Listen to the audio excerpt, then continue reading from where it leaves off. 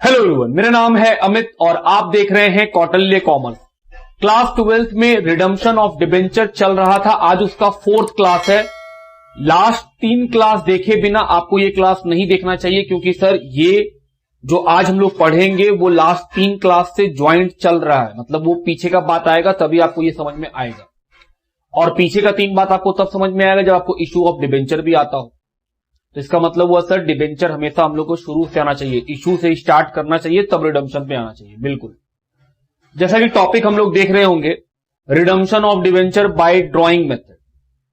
जब हम लोग पढ़ रहे थे तो हम लोग बात किए थे कि सर मेनली हम लोग को 2 मेथड ही पढ़ना होता है। एक लमसम मेथड, लमसम का मतलब क्या था, डिबेंचर का रिडम्पशन कंपनी एक ही बार में कर देगी, मतलब सारा का सारा पैसा कंपनी एक ही बार में डिबेंचर होल्डर्स को लौटा देगी। दूसरा होता है कि सर एक बार में नहीं लौटाए कंपनी इंस्टॉलमेंट में पेमेंट करेगी। तो अगर कंपनी इंस्टॉलमेंट में पेमेंट करेगी तो क्या होगा, हम बोले सर इंस्टॉलमेंट में पेमेंट करेगी तो पेमेंट का कई बार एंट्री करना पड़ेगा। हम बोले बिल्कुल, अगर कंपनी इंस्टॉलमेंट में पेमेंट करेगी तो कंपनी को कई बार पेमेंट करने का, रिडम्पशन करने का एंट्री करना पड़ेगा। और इसके अलावा जितना बार रिडम्पशन होगा उतना बार डीआरआर कहां ट्रांसफर होगा, जनरल रिजर्व में। अभी तक हम लोग क्या देख रहे थे कि सर जो लमसम मेथड था उसमें एक बार में रिडम्पशन करते थे तो रिडम्पशन का एंट्री बस एक ही बार होता था, और सारा डीआरआर कहां ट्रांसफर हो जाता था, एक ही बार में जनरल रिजर्व में। लेकिन अगर रिडम्पशन हम इंस्टॉलमेंट में करेंगे तो सर जाहिर सा बात है, पैसा को अगर हम मान लीजिए 10 लाख रुपया है और हम उसको 4 बार में रिडीम करेंगे तो हमको रिडम्पशन का एंट्री 4 अलग अलग साल में करना पड़ेगा। हम बोले बिल्कुल। और जब हम लोग रिडम्पशन करेंगे तो जितना रुपया का डिबेंचर रिडम्पशन हो जाएगा उतना रुपया का डीआरआर कहां चला जाएगा, जनरल रिजर्व के अंदर चला जाएगा। तो सर इसका मतलब हुआ कि जो एंट्री हम लोग सीखे हैं उसी एंट्री को कई बार करना पड़ेगा। हम बोले हाँ, उसी एंट्री को कई बार करना पड़ेगा, लेकिन कुछ अंडरस्टैंडिंग के साथ कि सर इन्वेस्टमेंट कब करना है और उस इन्वेस्टमेंट को कब बेचना है, इसी पे मेन डिस्कशन है। हम एक बात आपके साथ डिस्कस कर रहे हैं, आप समझने का पूरा कोशिश करिएगा, कोई बहुत बड़ा बात नहीं कर रहे हैं। ये है नंबर लाइन कि सर समझिएगा बात। 1 अप्रैल 2020 को यहां पे डिबेंचर इशू हुआ, इशू ऑफ डिबेंचर। कितने रुपए का, हम बोलते हैं सर मान लीजिए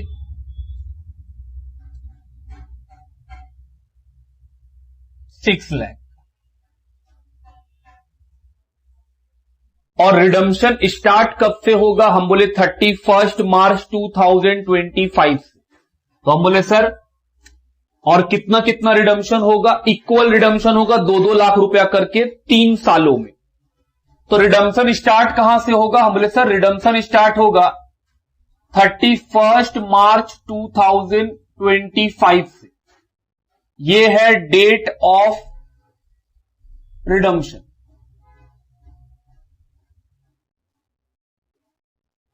यहां पे होगा पहला बार रिडम्पशन कितने रुपए का, 2 लाख। फिर अगले साल 31 मार्च 2026 फिर से रिडम्पशन होगा, क्योंकि हम लोग इंस्टॉलमेंट में रिडम्पशन कर रहे हैं। ये भी कितने का होगा, 2 लाख। और सर लास्ट एक और बार रिडम्पशन होगा, क्योंकि 6 लाख रुपया है तो रिडीम कर रहे हैं, तो इसका डेट ऑफ रिडम्पशन क्या होगा, 31 मार्च। और ये भी कितने का हुआ, 2 लाख। तो सर रिडम्पशन का अमाउंट हर बार इक्वल है, हम बोले बिल्कुल हर बार इक्वल है। रिडम्पशन का एंट्री क्या होता था कि sir debenture to debenture holder, और प्रीमियम रहा तो प्रीमियम भी लिख देंगे, और फिर डिबेंचर होल्डर टू बैंक, वो हम लोग जानते हैं। लेकिन सर रिडम्पशन करने से पहले कुछ रूल था। किस चीज का रूल था, डीआरआर बनाने का, कि सर जिस साल रिडम्पशन होता है उस साल के जस्ट प्रीवियस ईयर में आपको डीआरआर बनाना पड़ता है 10% का। तो हम बोले सर 31 मार्च 2025 को रिडम्पशन होगा, तो 31 मार्च 2024 को, क्योंकि इसके पिछले का 31 मार्च यही पड़ा था। यहां पे क्या बनाना पड़ेगा? डीआर। ध्यान दीजिएगा, कितना बनाएंगे? 10% ऑफ 6 लाख। हम लोग लिख के रखे हैं डीआरआर कितना बनता है? 10% of the face value of debenture outstanding. Outstanding का मतलब कंपनी के पास कितने रुपए का डिबेंचर पड़ा हुआ है लायबिलिटी के तौर पे? 6 लाख, क्योंकि हम इशू किए थे 6 लाख, तो 6 लाख रुपया का था, तो हमको उसी का 10% बनाना है। तो कितना बनाएंगे हम? 60,000। आई होप आप यहां तक समझ रहे हैं बात। फिर सर, जिस साल रिडम्पशन होता है उसके 30 अप्रैल क्या करना पड़ता है? डीआरआई। ओ हां, डीआरआई। और डीआरआई कितने का बनाना पड़ेगा? सर, डीआरआई हम लोग को बनाना पड़ेगा जो इस साल रिडम्पशन हो रहा है डिबेंचर, उसके फेस वैल्यू का 15%। क्या इस साल 2 लाख का रिडम्पशन होगा या पूरा 6 लाख का? सर 2 लाख का, क्योंकि हम लोग इंस्टॉलमेंट में रिडम्पशन कर रहे हैं। तो सर इस 2 लाख का 15% ऑफ 2 लाख। और हम आपसे पूछे कितना आएगा, तो सर 30,000। यहां तक तो कोई समस्या होना ही नहीं चाहिए था, क्योंकि सर ये बात तो पिछले मेथड में भी करते थे और रूल तो वही है, जितना रिडम्पशन होगा उसका 15%। हम बोले हां। अब आ गया डेट ऑफ रिडम्पशन। तो जब डेट ऑफ रिडम्पशन आएगा तो सर रिडम्पशन का एंट्री करेंगे। सर आप तो बोले थे कि पहले इन्वेस्टमेंट को बेचेंगे और तब रिडम्पशन करेंगे। हम बोले समझिए बात को, अब यहीं पे टेक्निकल पॉइंट आता है हम लोग के साथ। अगर हम लोग इन्वेस्टमेंट को यहां बेच देंगे तो अगले साल जब रिडम्पशन करने जाएंगे तो जितना का रिडम्पशन करेंगे उसका 15% का क्या बनाना पड़ेगा? डीआरआई। फिर से बनाना पड़ जाएगा। कितना बनेगा? 30,000। तो फायदा क्या होगा? हम यहां बना चुके हैं 30,000, अगर हम यहां पे बेच देंगे तो फिर यहां खरीदना पड़ेगा। तो इस पर रूल आया कि भाई जब तुम्हारा डीआरआई जो है अगर वो अगले साल में काम आ ही जाता है तो बेच के फायदा क्या? क्योंकि आप सोचो ना, हम बोल रहे हैं सर अगले साल हमको डीआरआई फिर बनाना पड़ेगा। डीआरआर तो नहीं बनाना पड़ेगा, वो तो बना चुके एक बार। डीआरआई हमेशा किस पे बनता है? जो वैल्यू रिडीम होता है उसका 15%। तो हम बोले सर डिबेंचर 2 लाख के फेस वैल्यू का रिडम्पशन हो रहा है, उसका 15% बनाइए। वो तो हम बना चुके 30,000। तो रिडम्पशन के डेट में इन्वेस्टमेंट को बेचेंगे नहीं। क्यों नहीं बेचिएगा सर? क्योंकि अगले साल फिर से हमको रिडम्पशन करना है। तो रूल के हिसाब से रिडम्पशन करने के समय मेरे पास डीआरआई होना चाहिए। तो अगर हम यहां पर बेच देंगे तो हमको फिर 30 अप्रैल को पहले डीआरआई खरीदना होगा, फिर बेचना होगा।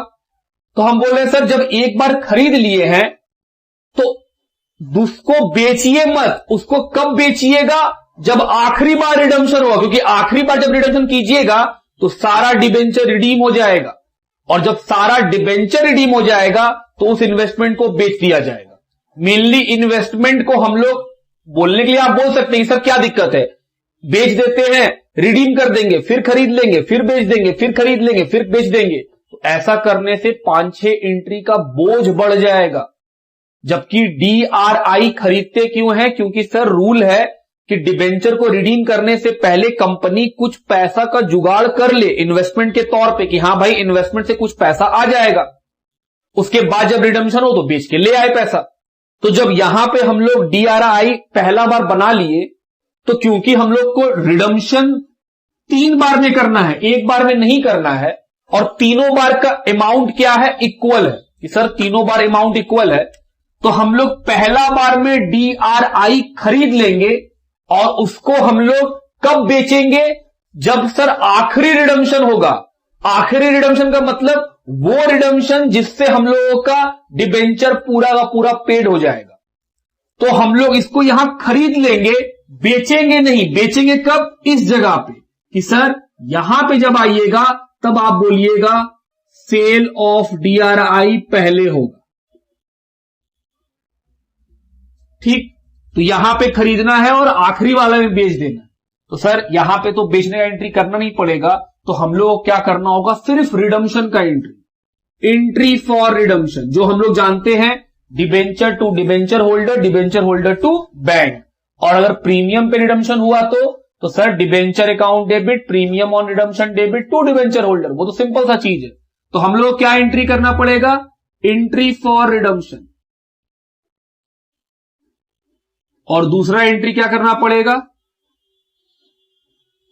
ट्रांसफर का। किस चीज का transfer? Transfer of DRR to journal ledger. सवाल उठता है सर पैसा कितना बनाए? कितना थे? 60,000, लेकिन हम लोग सारा रिडम्पशन तो किए नहीं है। तो ऐसे केस में सर जर्नल रिजर्व में कितना जाएगा? 10% of face value of debenture redeem.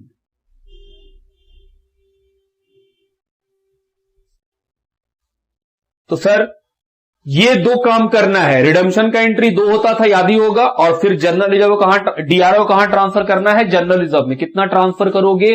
Sir जो रिडीम हुआ है डिबेंचर इस साल 2 लाख का हुआ है, उसका फेस वैल्यू कितना है? 2 लाख रुपया ही है, उसका 10%। 60,000 मत कर दीजिएगा, क्योंकि 60,000 तब होता जब सारा डिबेंचर एक ही बार में रिडीम होता। तो सर यहां 10% होगा, फिर यहां 10% ट्रांसफर होगा, फिर यहां 10% ट्रांसफर होगा। और आप देखोगे कि हां सर जब इंस्टॉलमेंट में पेमेंट करते हैं तो DRR भी जर्नल रिजर्व में इंस्टॉलमेंट में जाता है। और जब सारा इंस्टॉलमेंट आप जोड़िएगा तो वो ऑटोमेटिक 60,000 के बराबर हो जाएगा। बात समझ रहे हैं आप मेरा? तो हम लोग इसमें नया बात क्या सीखे? नया बात ये सीखे कि सर जब इंस्टॉलमेंट में रिडम्पशन होता है तो DRI हम लोग पहला इंस्टॉलमेंट के समय जो खरीदते हैं उसको बेचते नहीं है। उसको बेचेंगे कब? जब आखिरी रिडम्पशन होगा डिबेंचर का, तब बेचेंगे। और पहला रिडम्पशन में रिडम्पशन का एंट्री कीजिए और DRR को ट्रांसफर कीजिए जनरल रिजर्व में, लेकिन सारा ट्रांसफर नहीं होगा, परपोर्शनेट ट्रांसफर होगा।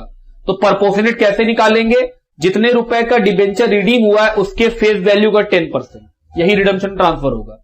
अब अगले साल क्या हमको फिर से DRI खरीदना होगा? नहीं। आप देखो इसका जितना हम लोग रिडीम करेंगे उसका 15%, 30,000 पहले से खरीदा हुआ है, बेचे ही नहीं है।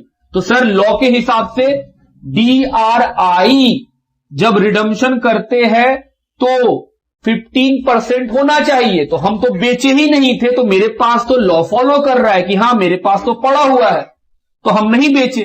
तो सर आपको यहां भी क्या क्या एंट्री करना है? एक तो करना है एंट्री फॉर रिडम्पशन, और दूसरा एंट्री वही transfer of DRR to general reserve. क्या ये जनरल रिजर्व भी ऐसे ही निकलेगा? जी हां। रिडीम्पशन कितना का हुआ है? 2 लाख के फेस वैल्यू को, उसका 10%, तो सर 20,000 रुपया। तो यहां भी 20,000, यहां भी 20,000। अभी तक DRR से जनरल रिजर्व में 40,000 ट्रांसफर हो चुका है। 20,000 यहां पे, 20,000 यहां पे, जबकि बनाए कितना थे? 60,000। क्यों? क्योंकि सर जो DRR बनता है वो इशू के समय जो डिबेंचर का फेस वैल्यू है उस पे बनता है, लेकिन DRI जो रिडम्पशन का फेस वैल्यू होता है उस पे बनता है। ठीक बात। अब आया आखिरी साल। आखिरी साल क्या होगा? हम बोले सर इसके बाद सारा डिबेंचर रिडीम हो जाएगा। तो क्योंकि हम लोग का सारा डिबेंचर रिडीम हो जाएगा तो हम लोग अपना DRI को पहले बेचेंगे, क्योंकि अब हमको DRI का जरूरत नहीं है आने वाले सालों में, क्योंकि मेरा आखिरी रिडम्पशन हो गया।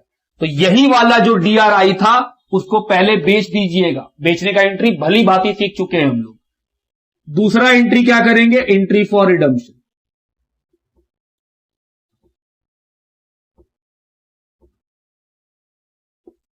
और तीसरा एंट्री क्या करेंगे, वही ट्रांसफर ऑफ DRR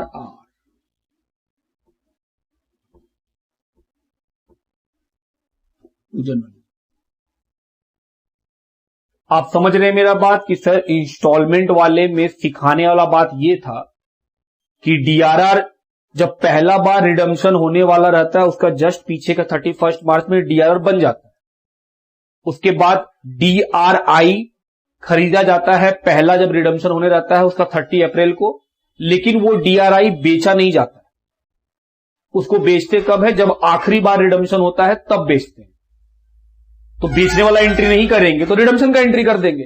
रिडम्पशन का एंट्री होगा और DRR कहां ट्रांसफर होगा, जर्नलिज्म में।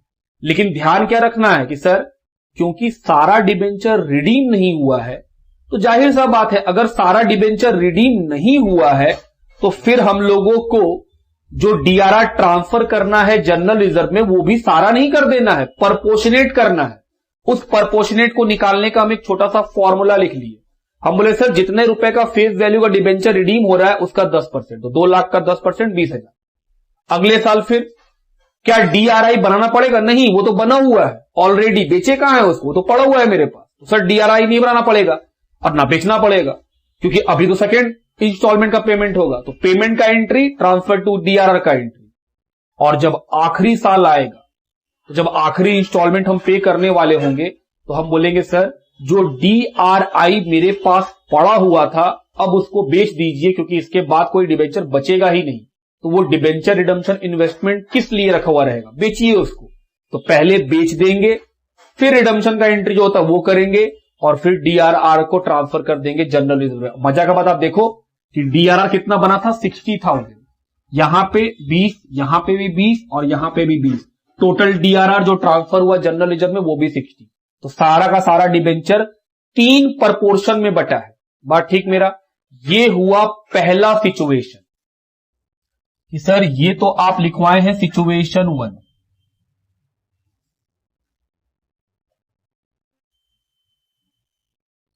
सर इस सिचुएशन का कुछ नाम दे दो। जब रिडम्पशन का अमाउंट हर बार इक्वल हो, when redemption of debenture is of equal amount. आप देख रहे हो 2 लाख 2 लाख 2 लाख। तो उसमें सीखने का बात क्या था कि DRI खरीदिए फर्स्ट टाइम में और उसका सेल कब होगा, लास्ट टाइम में। बीच में बेचना नहीं है उसको, तो बेचने का एंट्री से आप बच जाइएगा। और क्यों नहीं बेचना है, क्योंकि सर बेच देने से फिर आपको खरीदने का फिर एक झमेला शुरू हो जाएगा, फिर एंट्री फालतू का बढ़ जाएगा। आपको रूल ये थोड़ी बोलता है कि डिबेंचर का रिडम्पशन इन्वेस्टमेंट बेच दो। खरीदने का रूल हम खरीद लिए 30,000, हम उसको कब तक रखे रहे, लास्ट तक। और लास्ट में क्यों बेचे, क्योंकि सर जिस चीज के लिए आप बनाए थे वो चीज ही का रिडम्पशन हो जाएगा, तो रखे क्या कीजिएगा, बेच दीजिए, बेच दिए। बात ठीक है मेरा? तो यहां लिख लेते सिचुएशन 1, व्हेन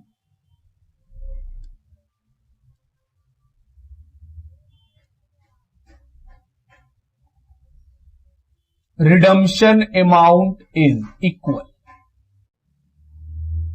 अच्छा, तो इसका मतलब हुआ सर एक और सिचुएशन बन सकता है जब रिडम्पशन का अमाउंट अनइक्वल हो। हम बोले हां बिल्कुल बन सकता है, ध्यान दीजिएगा। सिचुएशन 2। और अगर आपको 1 समझ में आ गया तो 2 तो आपको समझ में आएगा ही आएगा। व्हेन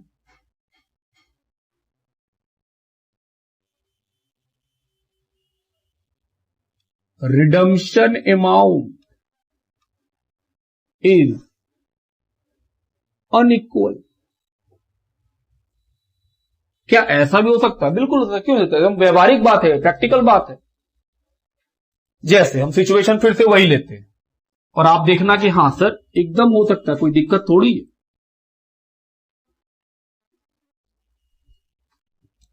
फर्स्ट अप्रैल 2020 को डिबेंचर इशू की, इशू ऑफ डिबेंचर।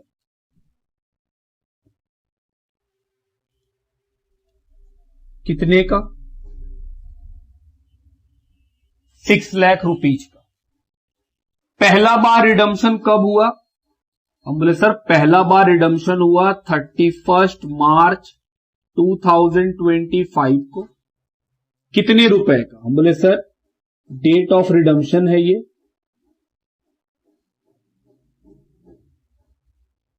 अमाउंट ले लेते हैं सर 2 लाख का। फिर अगले साल 31 मार्च 2026, ये भी डेट है अगले इंस्टॉलमेंट का, और इस बार अमाउंट कितना रिडीम हुआ? 1 लाख। और सर लास्ट वाले में 3 लाख। देखिए अलग अलग अमाउंट का रिडम्पशन हुआ है।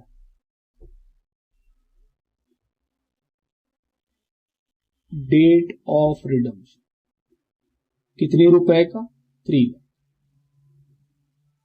बोले ओके, ये तो सिंपल था सर, अब आप इसमें समझिए। हम बोले अगर आपको ये समझ में आया है तो 100% ये भी समझ में आएगा। इशू का एंट्री हम लोग भली बातें जानते हैं क्या होता है। जब पहला बार रिडम्पशन होगा तो उसका जस्ट पिछले साल मतलब 31 मार्च 2024 को हम क्या बनाएंगे? डीआरआर। एंट्री जानते हैं, statement of PL to DRR. कितना बनाएंगे? 10%। किसका? जो डिबेंचर आउटस्टैंडिंग है सर, वो तो 6 लाख है, ऑफ 6 लाख, दैट इज 60,000। बोले बिल्कुल कि सर 60,000 का आपको बनाना होगा, 60,000 रुपए। उसके बाद 30 अप्रैल, अगर अनलिस्टेड कंपनी है या लिस्टेड कंपनी है तो 30 अप्रैल 2024 को सर डीआरआई भी बनाना पड़ेगा। बताओ डीआरआई कितना का बनाओगे? जितना का रिडम्पशन होने वाला है उसका 2 लाख का। तो सर जो 2 लाख रुपया है उसका 15%,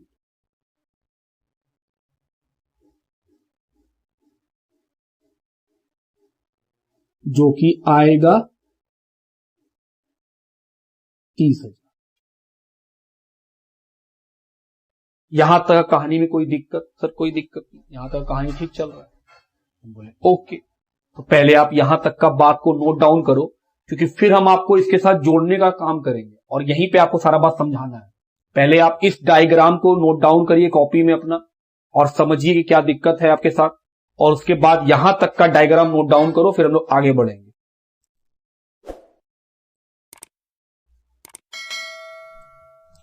चलिए आगे बढ़ते हैं। अब ध्यान दीजिएगा, हम लोग तो सर 2 लाख का रिडम्पशन करने वाले हैं, उसका 15% जो लॉ बोलता है वो बना लिए डीआरआई। बोले हाँ। अगले साल का सोचिएगा, 2 मिनट ध्यान दीजिएगा।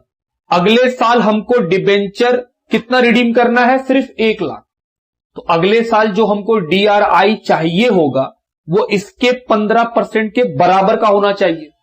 तो सर अगले साल अगर हम इसका देखेंगे तो 1 लाख का 15% तो 15,000 होता है, जबकि मेरा डीआरआई कितना बना हुआ है? 30,000, जो जरूरत है उससे अधिक बना हुआ है।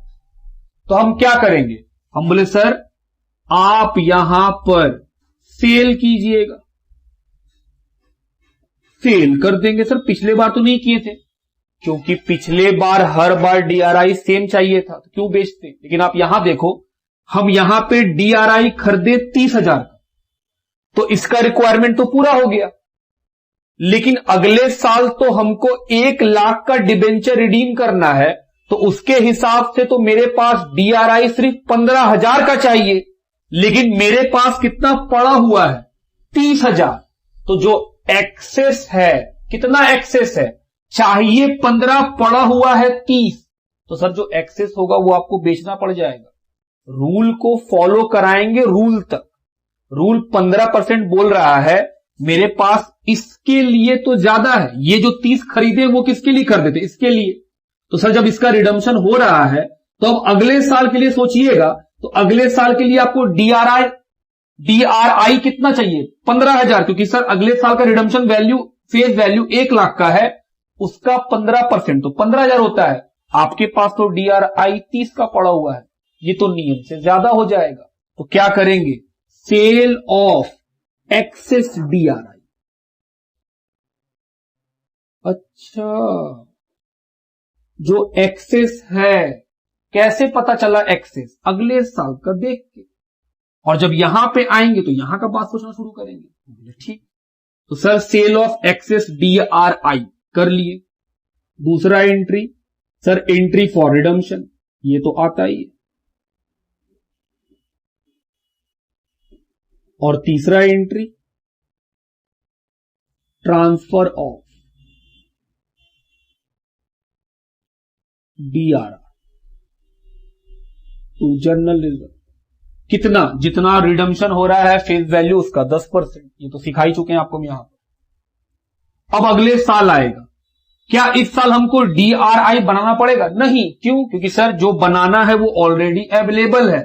सर अवेलेबल तो 30 है, लेकिन बनाना तो 15 है। हम बोले 30 नहीं है, क्योंकि इस 30 में जो एक्सेस वाला 15 है वो तो बेच चुके, तो अब यहां सिर्फ 15 ही अवेलेबल बचा होगा। तो सर डिबेंचर रिडम्पशन में यहां पे क्या एंट्री होगा? क्या अगले साल कितना बनाना है? सर 3 लाख का 15% 45,000, मेरे पास तो 15,000 अवेलेबल है, तो बेचने का बात तो हो नहीं सकता, बनाने का बात होगा। बनाते कब है? 30 अप्रैल को, 30 अप्रैल को बनाएंगे। यहां पर सर एंट्री होगा एंट्री फॉर रिडम्पशन, और दूसरा एंट्री किस चीज का होगा? वही ट्रांसफर ऑफ DRR।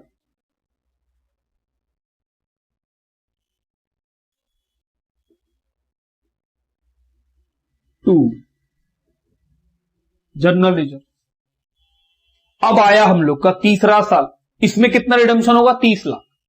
तो सर रूल के हिसाब से, अच्छा यहां पे DRR कितना जाएगा? जितना रिडम्पशन हुआ उसका 10%, 10,000। यहां पे 2 लाख का 10% 20,000, 20 और 10 30,000 ट्रांसफर हो चुका है DRR का जर्नल रिजर्व में। अब हम थर्ड ईयर आए तो रिडम्पशन 3 लाख करना है। तो अगर हमको 3 लाख का रिडम्पशन करना है तो मेरे पास सर DRI इसका 15% अवेलेबल होना चाहिए। तो हम बोले सर 15% इसका 45,000 होता है, लेकिन मेरे पास 30,000 नहीं, क्योंकि जब हम यहां पे बेच दिए तो मेरे पास DRI कितना बचा? 15,000 का। चाहिए 45,000 का, है अवेलेबल 15,000 का। तो क्या करेंगे सर?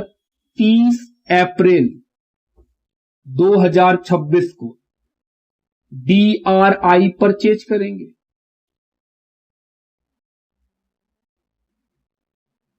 सवाल उठता है कितना? हम बोले लॉ के हिसाब से कितना होना चाहिए? हम बोले 45।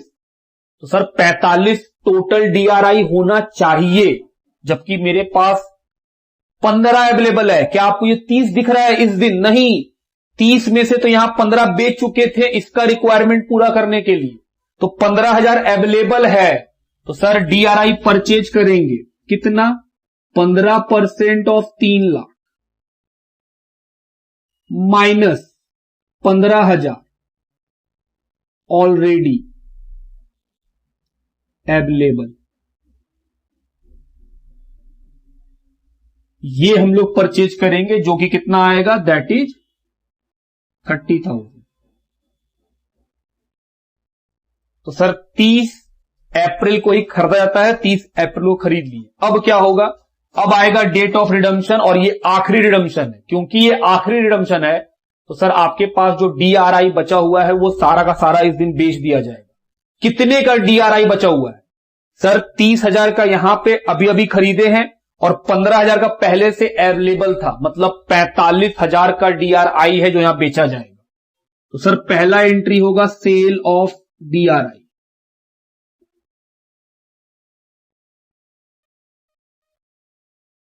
जो कि है 45,000 का। आई होप आपको समझ में आ रहा है कि 45 कैसे आया। दूसरा एंट्री क्या होगा? वही sir entry for redemption,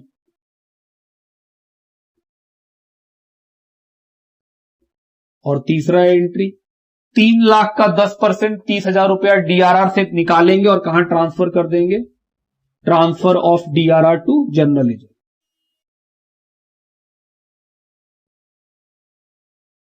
transfer of DRR to general reserve.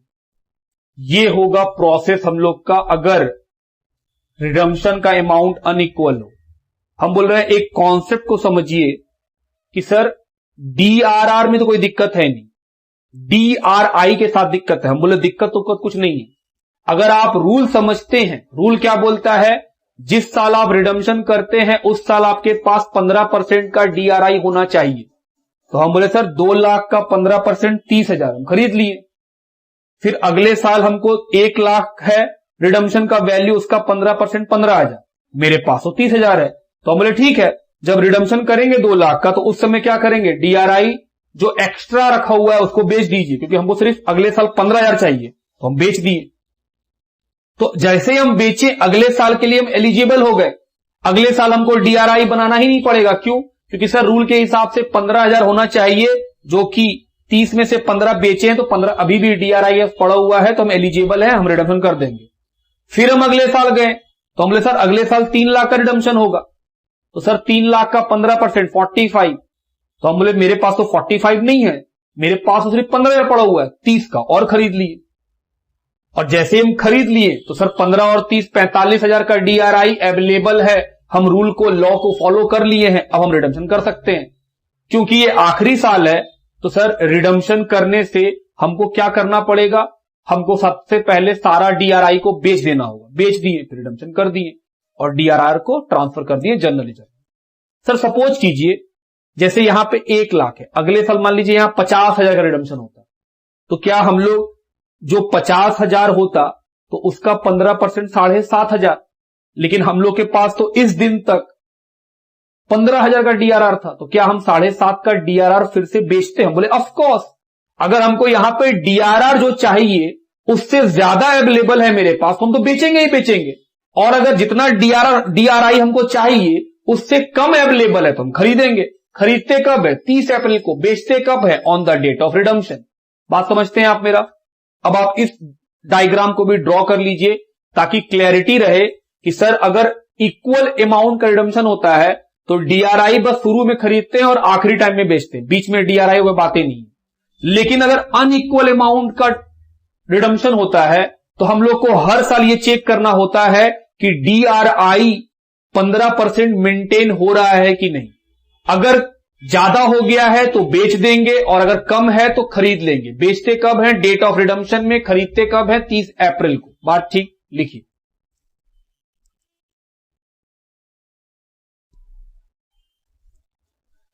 आइए क्वेश्चन नंबर 13 की ओर बढ़ें। लिखा है Universe Limited an unlisted company has 2 lakh rupees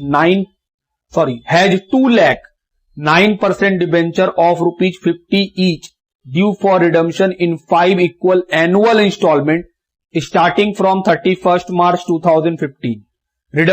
debenture redemption reserve has a balance of 6 lakh rupees. Record necessary journal entry. क्या बोला है? बोल रहा है यूनिवर्स लिमिटेड के पास 2 लाख डिबेंचर है 9% वाला, जिसका फेस वैल्यू है 50 रुपया का।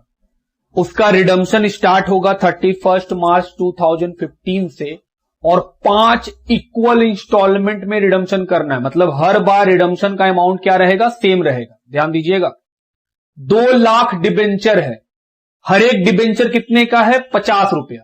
तो हम पूछ सकते हैं कि सर अगर नंबर में 2 लाख है और हर एक डिबेंचर 50 रुपया का है तो डिबेंचर का वैल्यू कितना है जो रिडीम होना चाहता है? 1 करोड़ रुपया, 1 करोड़। तो क्योंकि 2 लाख इंटू 50 कीजिएगा तो कितना आएगा? 1 करोड़। तो 1 करोड़ रुपया को रिडीम करना है 5 इक्वल इंस्टॉलमेंट में। तो हम बोल रहे हैं सर वैल्यू ऑफ डिबेंचर कितना है? तो ये तो बहुत सिंपल है, वैल्यू ऑफ डिबेंचर निकालना। कैसे निकालिएगा? सर 2 लाख नंबर्स में है, 50 रुपया करके 1 करोड़। कितने इंस्टॉलमेंट में देना है? 5 इंस्टॉलमेंट में। तो अमाउंट ऑफ इंस्टॉलमेंट निकाल लो, अमाउंट ऑफ इक्वल इंस्टॉलमेंट। ये सब आप मुंह से भी निकाल सकते थे, लेकिन फिर भी हम दिखा रहे हैं। 5 इक्वल इंस्टॉलमेंट मतलब 5 से डिवाइड, कितना होगा? 20 लाख रुपया। तो सर हर बार रिडम्पशन कितना होने वाला है? 20 लाख रुपया का। DRR का रिक्वायरमेंट कितने का है? हम बोले सर DRR चाहिए 10% ऑफ 1 करोड़। क्योंकि जो फेस वैल्यू आउटस्टैंडिंग है उसका 10% 10 लाख।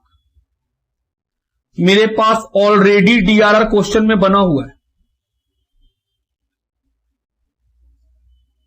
इन क्वेश्चन कितने का दिया हुआ है? 6 लाख। तो सर हम लोगों को कितना बनाना होगा? 4 लाख का डीआरआर। ये डीआरआर जो है ये हम लोग को बनाना पड़ेगा। 10 लाख बन जाएगा 4 लाख का बनाते ही।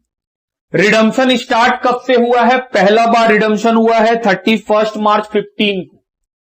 तो जैसा हम लोग जानते हैं जिस साल रिडम्पशन होता है उसका जस्ट पिछले 31 मार्च को हम लोग को डीआरआर क्रिएट करना पड़ता है।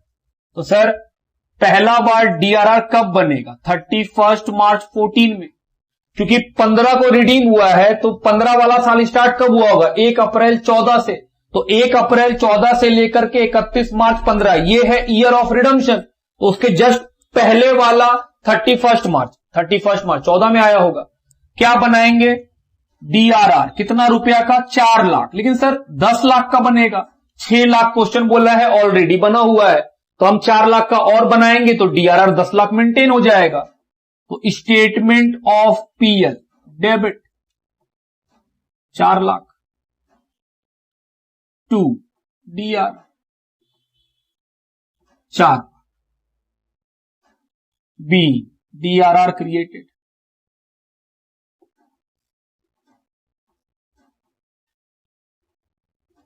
अब क्या होगा? ईयर ऑफ रिडम्पशन में सर 30 अप्रैल को 15% इन्वेस्टमेंट कर देंगे।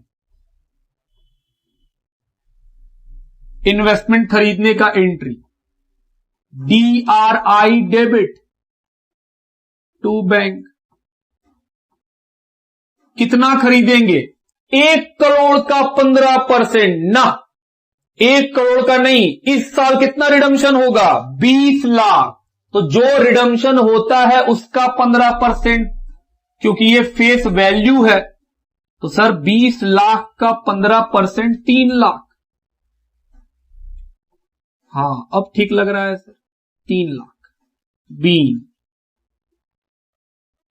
DRI purchase. सर इन्वेस्टमेंट खरीद लिया गया, इन्वेस्टमेंट कर दिया गया। हम बोले अच्छा और बताओ। सर अब आएगा डेट ऑफ रिडम्पशन। पहला रिडम्पशन कब है? 31 मार्च 15। सर इन्वेस्टमेंट को बेच देंगे। हम बोले गलत। वो तो तब होता था जब हम लोग लमसम मेथड में करते थे। इसमें हम लोग जो 2 सिचुएशन सीखे, पहला सिचुएशन क्या था कि रिडम्पशन का अमाउंट हर साल इक्वल है। तो उसमें हम लोग क्या सीखे थे कि सर पहला रिडम्पशन के समय डीआरआई खरीदा जाएगा, लेकिन ये बेचा कब जाएगा? लास्ट रिडम्पशन में, मतलब जब 5वां रिडम्पशन होगा तब। अभी नहीं, अभी बस सिंपली रिडीम करेंगे, डीआरआर को जनरल रिजर्व में ट्रांसफर करेंगे। तो सर रिडीम करो। डिबेंचर में कितना परसेंट लगा हुआ है? 9। Entry 9% debenture account debit to debenture holder to debenture holder. कितना? 20 लाख। कोई प्रीमियम रिमियम नहीं है, तो बस 20 lakh. Be 9% debenture redeem.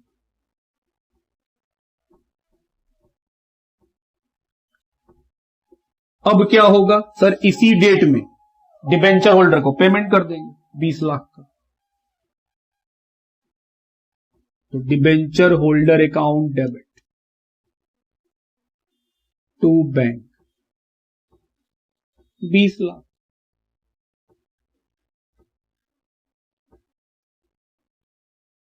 B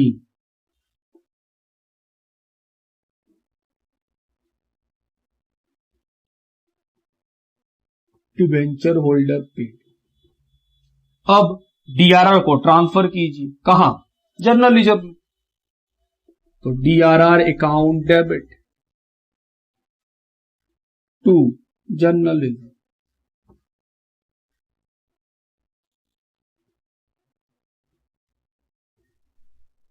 B DRR transfer to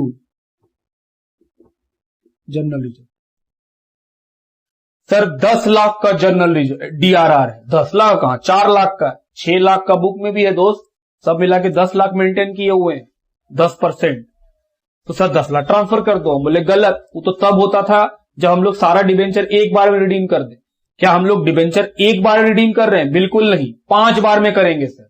तो इसके लिए हम क्या लिखवाए थे, जितने रुपए का डिबेंचर रिडीम होगा, ये रहा डिबेंचर, कितने का रिडीम हुआ, 20 लाख, उसका 10%, तो सर 2 लाख रुपया।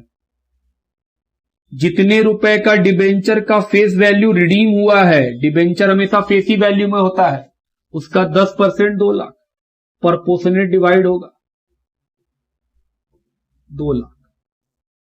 तो सर डीआरआर जो 10 लाख का था उसमें से 2 लाख का डीआरआर खत्म हो गया। अभी भी डीआरआर में कितना है, 8 लाख रुपया। ये एक साल खत्म।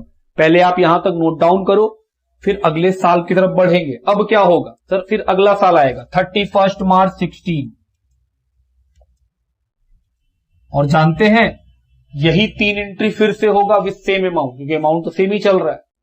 क्या कोई इन्वेस्टमेंट खरीदना है? नहीं, क्योंकि इस साल 20 लाख का रिडम्पशन करने वाले हैं। लॉ के हिसाब से 15% डीआरआई होना चाहिए, तो 20 लाख का 15% 3 लाख पड़ा हुआ है। इसको बेचे थोड़ी है, तो सर ये तो रखा हुआ है, तो लॉ तो फुलफिल हो ही रहा है हम लोग का। तो सर फिर से वही 9% debenture account debit to debenture holder 20 lakh,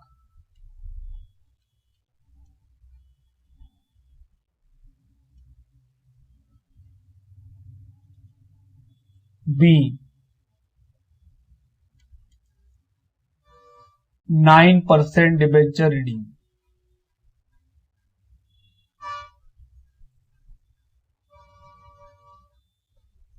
उसके बाद पेमेंट कर दीजिए सेम डेट में। Debenture holder debit 20 lakh to bank, payment हो गया।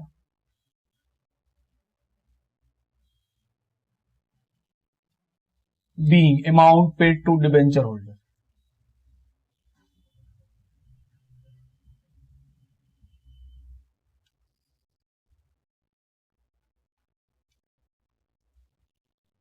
उसके बाद सर डीआरआर में जनरल रिजर्व में ट्रांसफर कीजिए डीआरआर को। 2 साल खत्म।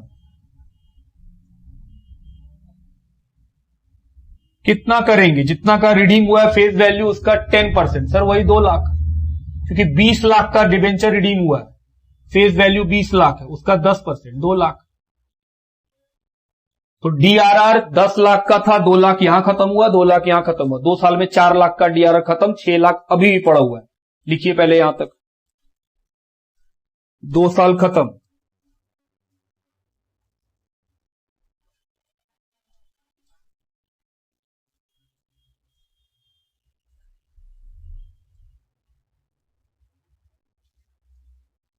लिखिए।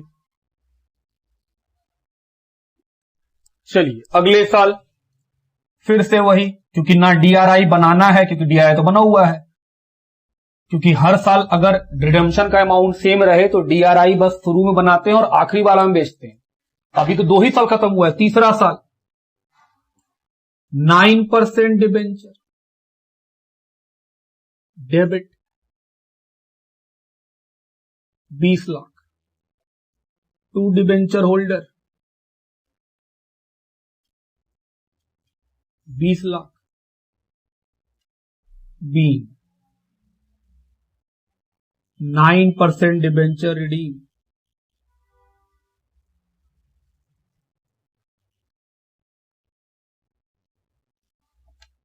डिबेंचर होल्डर को पेमेंट कर दीजिए।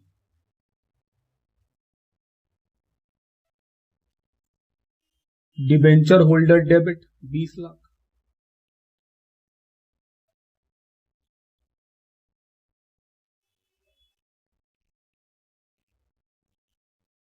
B amount paid to debenture holder.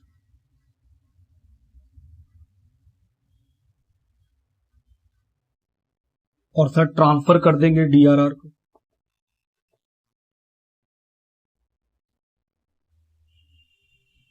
General reserve में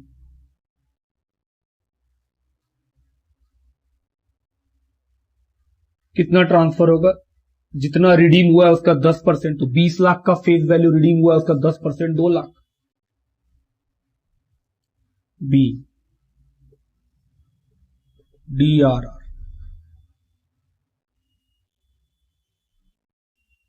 ट्रांसफर टू जनरल रिजर्व। ये हुआ 3 साल खत्म। और ध्यान से देखिए डीआरआर जो शुरू में 10 लाख का बनाए थे, 2 लाख 2 लाख 2 लाख, 6 लाख खत्म हो गया, 4 लाख अभी भी बाकी है, 2 साल का एंट्री अभी भी होगा। लिखिए अगला साल सर 17 के बाद 31 मार्च 18, यही 3 एंट्री होगा कि सर 31 मार्च 18 में क्या होगा, बस यही 3 एंट्री, और कुछ थोड़ी हो सकता है क्योंकि अभी चौथा साल खत्म हुआ है।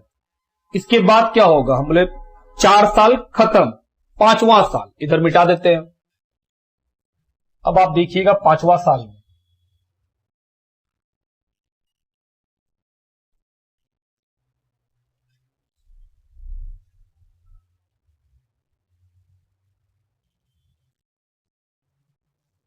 ध्यान दीजिएगा, अभी तक सर 20-20 लाख करके 4 बार 80 लाख का रिडम्पशन हो गया। अब लास्ट इंस्टॉलमेंट बचा हुआ है 20 लाख का, उसका रिडम्पशन करना है। क्योंकि अब लास्ट ईयर आ गया है, इसके बाद डिबेंचर बचेगा ही नहीं, तो हम लोग सीखे थे कि जो डीआरआई शुरू में बनाए थे आप, उसको कब बेचिएगा, आखिरी इंस्टॉलमेंट में। तो अब बेचने का डेट आएगा 31 मार्च 19।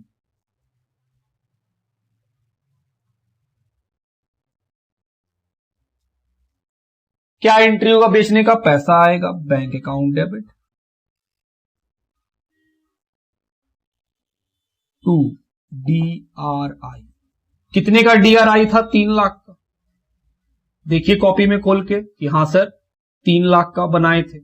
कब बनाए थे, 30 अप्रैल 2014 को। तो सर जो बिक गया कब, आखिरी इंस्टॉलमेंट में। Be debenture redemption investment realised. और फिर क्या होगा, डिबेंचर का रिडम्पशन और डीआरओ को ट्रांसफर कर देंगे जनरल रिजर्व में। तो ये हुआ हम लोग का क्वेश्चन नंबर 13। और आज का क्लास यहीं पे खत्म करते हैं क्योंकि बाकी का जो 2 क्वेश्चन है वो लेने से क्लास थोड़ा लेंदी हो जाएगा। तो आज हम लोग मेनली कॉन्सेप्ट का बिल्डिंग सीखे कि सर ड्राइंग मेथड में अगर इंस्टॉलमेंट में रिडम्पशन होता है तो किस कॉन्सेप्ट से बना रहे होते हैं, और उस पे एक क्वेश्चन का प्रैक्टिस भी कर लिए कि हां सर 5 बार रिडम्पशन हुआ है, देखिए क्या हुआ उसका। लिखिए